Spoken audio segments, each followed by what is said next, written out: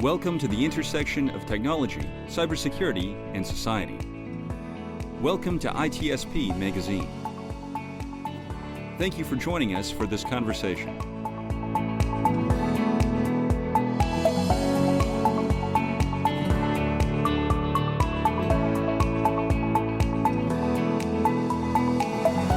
This is Sean Martin with ITSP Magazine Podcast Network, and we're here with our good friends at Brinqa. Mayuresh is here. He's been on the floor. He's been having a lot of conversations. Mayuresh, it's good to have you on. Thank you so much for the warm welcome here. It's really interesting to see a vibrant RSA after the pandemic. So really glad to be here. I know. It's good to feel the energy, good to make those connections again. For those who are not aware of who you are, a little background on yourself and your journey to Brinqa. Certainly. Old-timer in the cybersecurity industry, been in the industry for the past 20 years. Came to Brinqa about 5 months ago from Palo Alto Networks. Before Palo Alto, I was with IoT security company Zingbox, which was acquired by Palo Alto. And really looking forward to taking Brinqa to the next stage now. Nice. And for those who aren't familiar with Brinqa, it's Brinqa, for those who are following along audibly and want that visual of the name. What is Brinqa all about?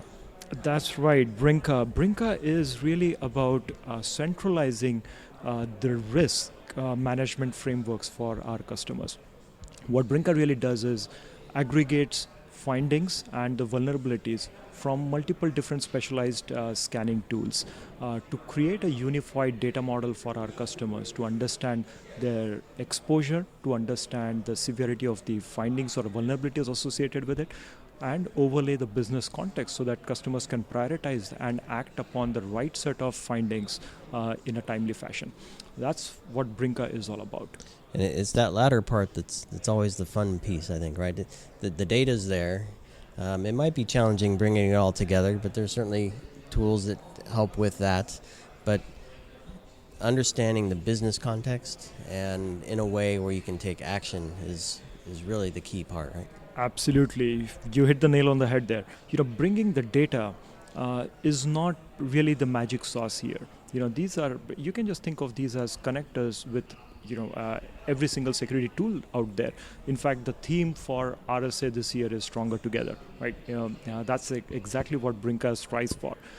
We pull in the data from multiple different sources, but the magic really is in how do you stitch this data together?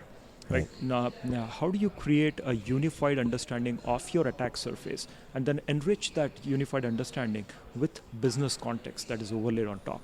That business context could be in multiple different flavors.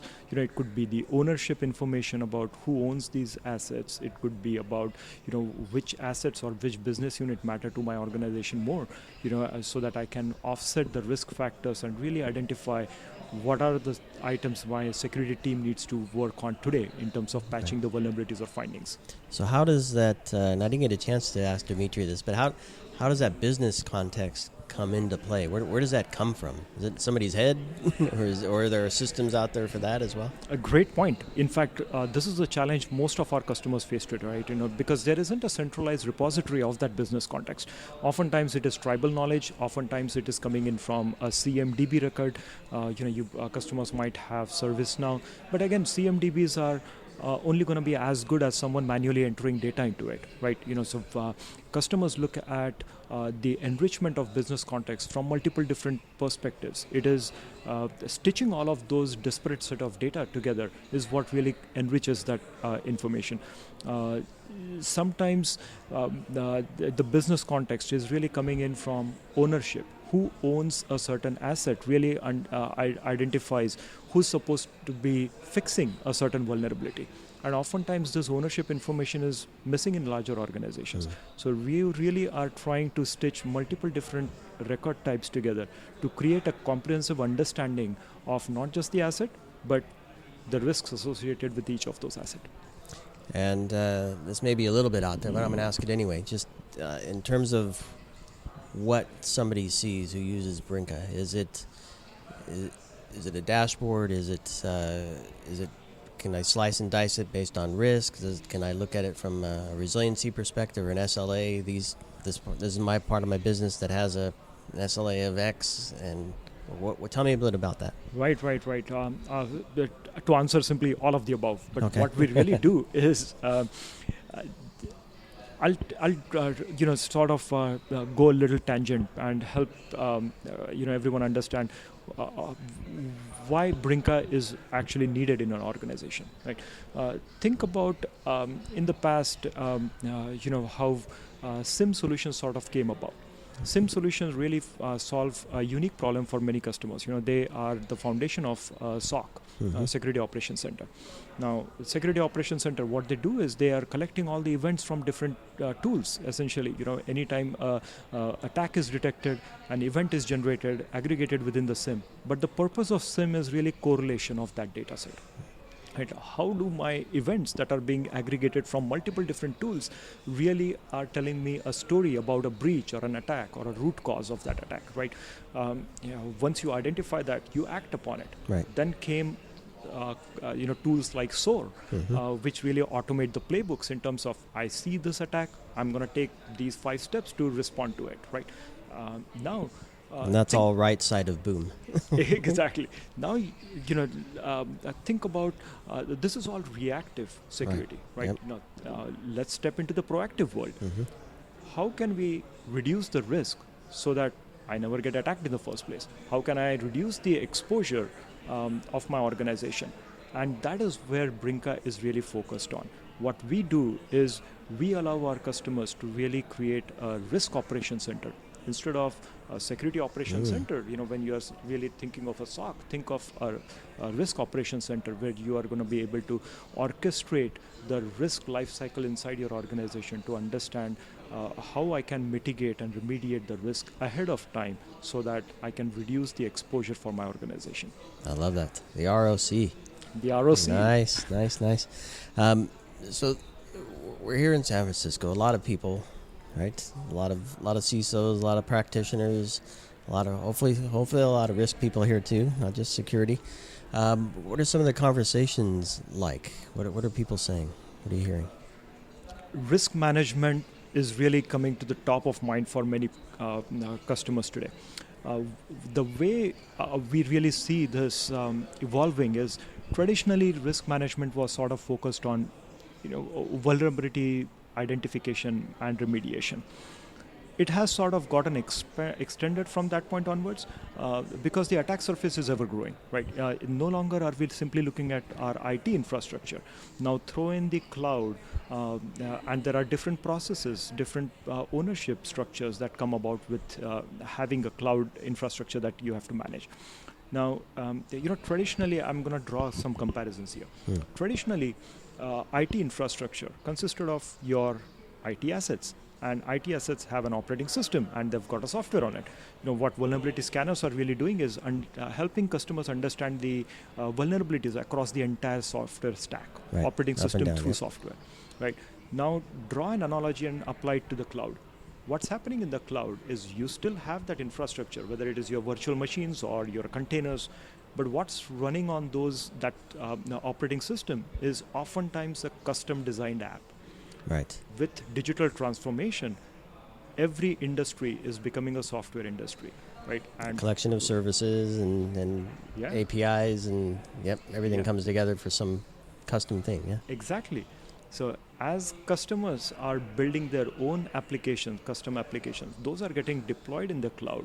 How do you identify the vulnerabilities for those custom applications? This is where many of the customers are really, shifting left in terms of, extending their vulnerability management programs from traditional IT infrastructure to the cloud infrastructure and now to the application security posture management as well. Yep. What I've seen as a trend is really evolution of the vulnerability management solutions out there, which is sort of extending into a comprehensive risk management strategy for an organization as opposed to scanning and remediating individual vulnerabilities. Right. And I don't know, I'm going to go back to the ROC. Have you had conversations where you've presented it to folks like that? Because I don't know, there are risk management teams, of course, and they often don't just cover security. They cover all types of things, physical as well. How does that risk operations center idea resonate with folks? Right. There is one perspective about putting this data together for reporting. And then the second thing is, you have the data, how do you operationalize it? Right? Acting upon that data is equally important. What customers really are striving for is a unified solution that not just aggregates the data, but allows them to really translate the knowledge or analytics that they can understand from that data set into an action. And that is the definition of a risk operations center for in our terms, right? Which allows us to aggregate the three pillars of data: assets, the findings, and the business context, and convert and translate that into actionable items through for risk reduction. Right. And I mean, look, certainly if we look at the assessment piece, right, the security industry traditionally has struggled with false positives, right? And it's probably even harder, I would say, to calculate risk in a precise way. So how important is it when you're taking a false positive rich data source and the need, or an abstract view of risk perhaps, and coming out with something precise that is actionable, where teams aren't wasting their time working on things that don't really matter? That's a really, really insightful question, actually. Because just up until a few years ago, if you would have seen a vulnerability scanner, right, a million vulnerabilities would be a lot to manage, right? That's a lot. By then, you need some sort of prioritization mechanism to understand what your team should be focused on. Today, with our customer base, we see north of 50 million findings, 70 million findings, right? Now, no one is going to be able to patch them all. That's absolutely not the case. So the strategy really is in terms of, how do I distill these 50 million, 70 million findings into something that is more actionable for my teams today, right now? And the only way to do that is to understand not just the severity of those vulnerabilities, but how do these vulnerabilities affect my business, right? So the severity scores that I'm seeing, they're not just random severity scores generated by security tools. They're really tailored for my organization. So by overlaying the business context, we are helping our customers really fine-tune those security score and offset them from the base security score that the vulnerability scanners or tools are sending over their way. They get to really fine-tune those and adapt them for their own organization, so that those 50 million findings can be distilled down to 100 that the team can act upon right now, with the ownership overlaid on top of it. I love it. That's where more data can actually help reduce and bring precision to the other data. Exactly. At Brinqa, while we are focused on cyber risk reduction programs, right? The enrichment data comes from multiple different places. We have got data coming in from Salesforce. We have got kind of data coming in from Bamboo HR, right? What are these data sets telling us, right?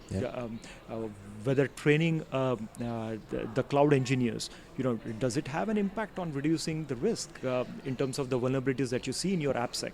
Right, that's a good data point to have. How do you collect this data set? By aggregating not just the security data, raw security data, but augmenting that with some additional data sets, people, process, technology that you might have inside your organization. Super cool.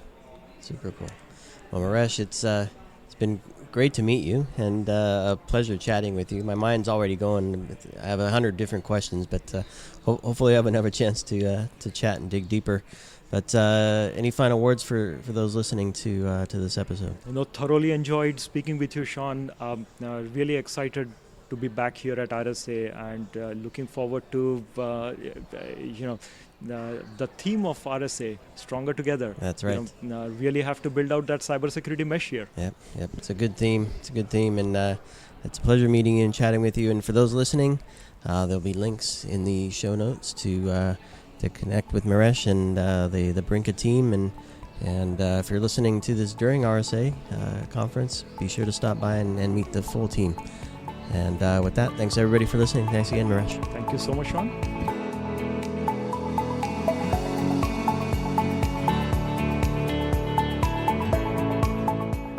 If you enjoyed this podcast, share ITSP Magazine with your friends, family, and colleagues. Thank you for listening.